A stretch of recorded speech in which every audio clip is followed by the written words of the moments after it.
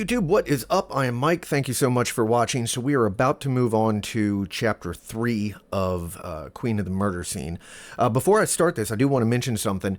You may have noticed in my last 3 videos, I'm wearing the same clothes in all 3 of them each day. That's not because I don't change clothes. It's because I do a chapter at a time and they just release one per day. So I do read your comments, but I don't have the benefit of in between each song reading your comments. I'm all caught up now to start this chapter, and I've also finished. I just listened to the studio version of the first half of this record, and God, it sounds good. Especially Crimson Queen. That was really, I really preferred the studio version of that one, just, the overall sound of it.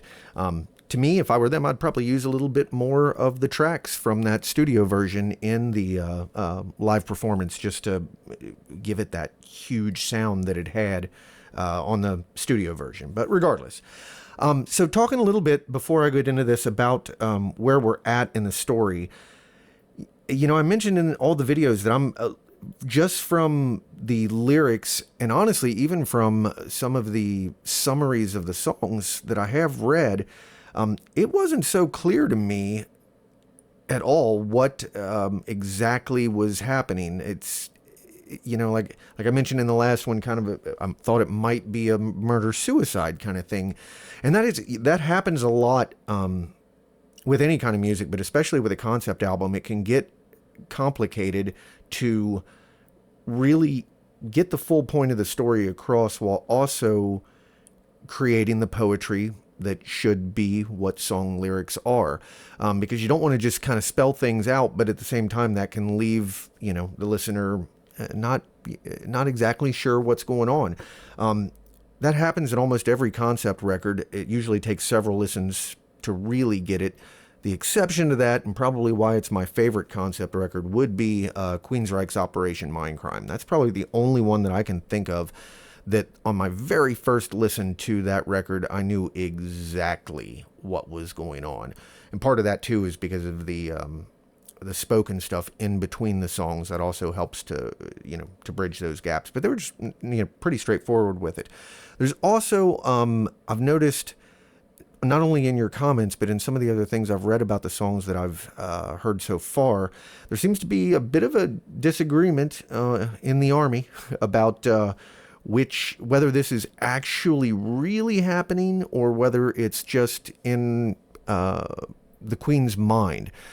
So, having said that, I'm trying to pay attention to see if I have a take on that. I'm not sure yet. This one, I've read the lyrics to it. The impression that I get here is that, she's feeling guilty, but also at the same time justified for what she's done here, but also, possibly, thinking about ending herself. It sounds pretty interesting. So let's see, let's check out Sinister Smiles. Hey, little girl, there's something you don't know.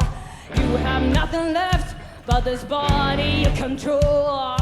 I'd walk away, but before I could start, Sinister Smiles shut me up, and they opened up their mouths to say, breathe, breathe, just break apart.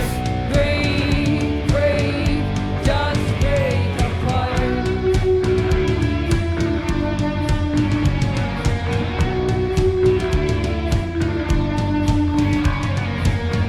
This is a great riff. It sounds really big too. The production on this one for some reason, I don't know if I've got my volume turned. I don't think so.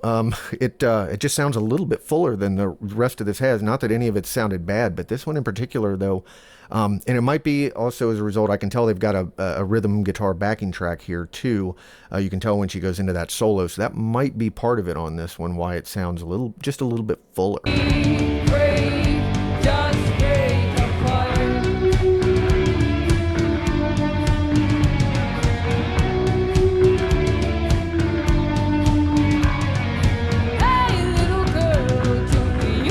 Satisfied after you quenched the hunger that was still dormant inside.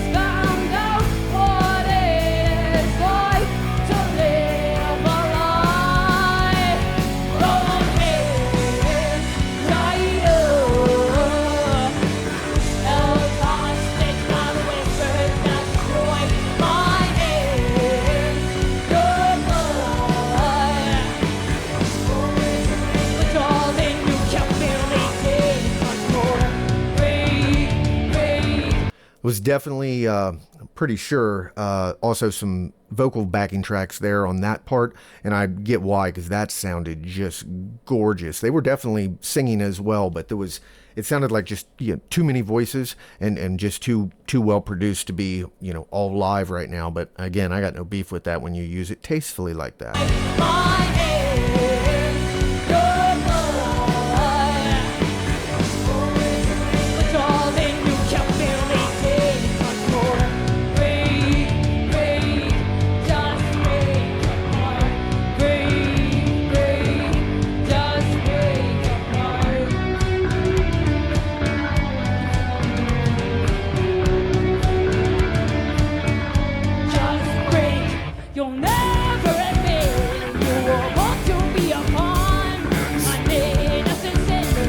Yeah, and again, they like to do this a lot where they mix the riff up.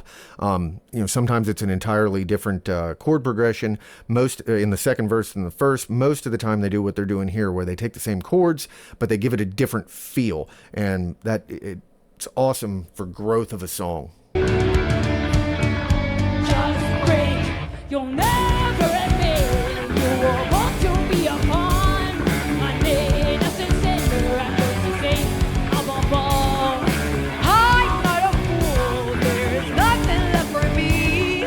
Do what they say, or else there will be hell to pay the price and grab the dagger, cut through skin and save the water.